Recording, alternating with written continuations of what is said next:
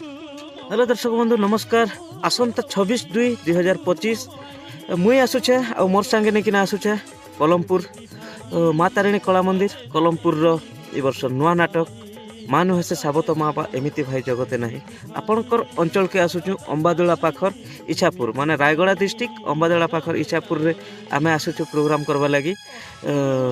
नाटक ना तो आपण मैंने आगु भी समस्त जानी फिर थे कही सारे ना भिडियो रे फिर भी थे कही दूचे माँ नु हेसे साबत माँ बा एमिति भाई जगते नहीं देखा के नहीं भूलबे। आसंता 26/2/2025 शिवरात्र अवसर रे